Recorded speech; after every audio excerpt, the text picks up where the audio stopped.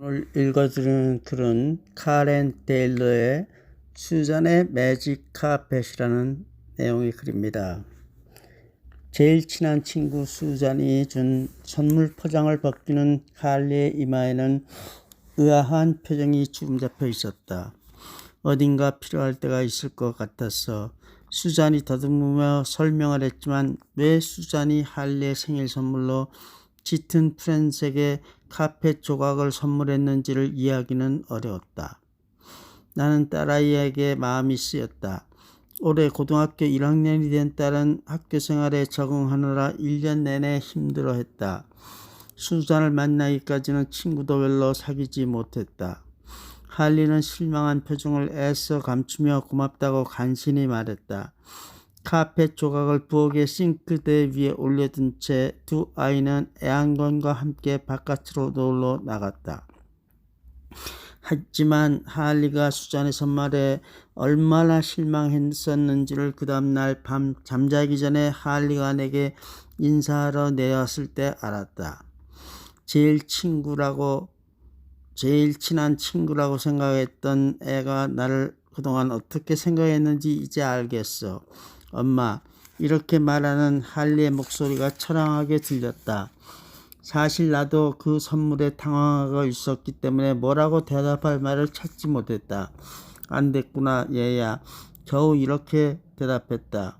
다음날 아침 쓰레기를 버리러 마당으로 나가 쓰레기통의 뚜껑을 열던 나는 그만 가슴이 철컥 내려앉았다. 수잔의 카펫이 다른 쓰레기들 사이에 놓여 있었던 것이었다. 잠시 망설이다가 그 카펫을 쓰레기 더미에서 빼내 손으로 먼지를 털어낸 다음 집 안으로 도로 가져와서 광 속에 넣었다. 그리고는 바쁜 하루의 일과 속에 나는 카펫에 대해서 까맣게 잊어버렸다. 할리의 생일 이전에 수잔은 자주 우리 집에 놀러 왔었다. 어떤 때는 학교에서 버스를 타고 할리와 함께 곧장 우리 집으로 오기도 했다. 수잔은 우리 집에서 주중에 잠을 자고 가기도 하는 할리의 몇 안 되는 친구였다. 두 아이는 함께 숙제도 하고 늦지 않게 잠자리에 드는 사이좋은 친구였다. 5분의 저녁거리를 넣으면서 문득 생각해보니 우리 집에서 수잔이라는 이름이 사라진 지 벌써 3주나 지난 것 같았다.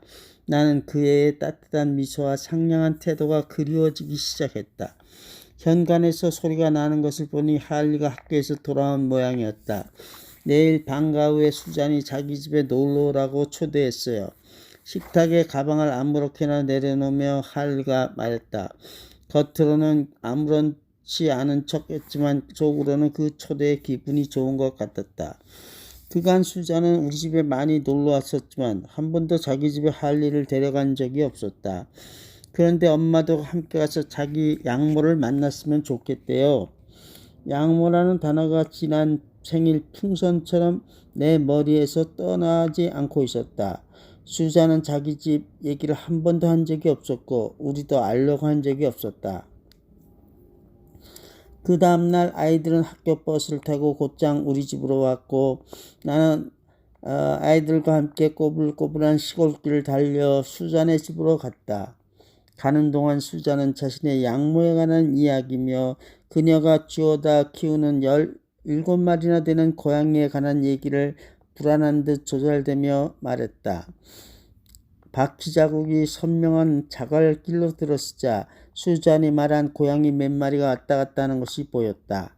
조그만 농가로 다가가자 키가 크고 마른 체구의 한 여인이 볼품없는 황갈색 스웨터에 남색 바지를 입고 방충망이 드리워진 출입구로 나와 우리를 맞이했다. 집이 엉망이라서 미안해요. 여기저기에 흩어져 있는 물건들 사이를 비집고 들어가는 우리를 위해 문을 잡고 서서 그녀가 이렇게 사과를 했다. 평소 나의 깔끔한 성격을 잘 알고 있는 딸아이의 눈이 그 광경에 내 반응을 살피느라 바빴다. 수잔의 양모가 가리키는 쪽을 보자 부엌의 싱크대 위에 고양이 의약품으로 가득 덮여 있었다. 고양이 의약품 창고예요. 그녀의 설명이 뒤따랐다. 수잔은 우리에게 집 구경을 시켜주었다. 발밑이건 소파에 의자 뒤건 고양이들이 여기저기 뒹굴고 있었다. 수자는 자랑스럽게 자기 방으로 우리를 데려갔다. 물건이 많지는 않았지만 중고 가구로 깔끔하게 정돈되어 있었다. 침대 옆에 상자 위에는 낡은 사진 액자가 하나 있었는데 그 중에는 수잔의 가족 사진이 들어있었다. 우리가 나중에 듣기로는 수잔은 가족과 오래전에 헤어졌다고 한다. 아이들이 회색과 흰색이 섞인 수잔의 침대법 위에 앉아 그날 학교에서 정리한 공책을 비교해 보고 있는 동안 나는 자신을 글렌다라고 소개한 수잔의 양모를 따라 부엌으로 갔다. 식탁 위를 주섬주섬 치우고 공간을 마련한 글렌다는 컵 2개를 올려놓았다. 김이 나는 뜨거운 커피를 따르는 그녀의 손이 조금 떨고 있는 것을 보았다. 함께 커피를 마시며 그네는 조금 긴장을 푸는 듯 했고 고양이에 관해 이야기를 했다. 수잔을 참 좋아한다고 말하는 그녀의 눈에는 따스한 빛이 담겨 있음을 보았다. 수잔의 과거에 대해 잠시 얘기하는 그녀의 얼굴이 슬픔에 잠겼다. 그 짧은 순간 나는 자신의 가정을 열어서 한 소녀의 인생에 선한 영향을 미치려 하는 그녀의 넉넉한 마음을 존경하게 되었다. 해가 기울자 우리는 초대해줘서 고맙다는 표시와 함께 작별 인사를 했다. 집으로 돌아오는 차 안에서 할리는 말이 아무 말도 없었다. 슬쩍 훔쳐오는 내 눈에 할리는 등을 꼿꼿이 세우고 차를 조금이라도 더 빨리 달리게 하려는 듯이 머리와 어깨를 앞으로 향하고 앉은 것이 보였다. 집 앞에 도착하는 순간 할리는 차문을 열어 제끼고 집의 옆문 쪽으로 갔다. 호기심에 나는 차를 세우고 따라가 보았다. 딸아이가 쓰레기통 옆에 서서는 안을 들여다보고 있는 것을 보는 순간 욱하고 내 목이 메어왔다. 쓰레기통 뚜껑을 닫고 집 안으로 들어가는 할리의 어깨가 축 처져 있음이 내 눈에 들어왔다. 차를 차고 안에 주차하고는 나는 집 안에 들어가서 즉시 광으로 갔다. 할리는 부엌의 식탁에 앉아 창문을 내다보고 있었다. 내가 찾는 게 혹시 이거 아니냐? 할리 앞에 식탁 위에 나는 카펫을 내다 놓았다. 고마워요 엄마. 아이의 눈에서 눈물이 흘러나와 푸른 카펫 위로 떨어졌다. 아무런 쓸모도 없었던 카펫 조각이 마치 요술처럼 할리에게는 세상에서 가장 소중한 생일 선물로 변하는 순간이었다.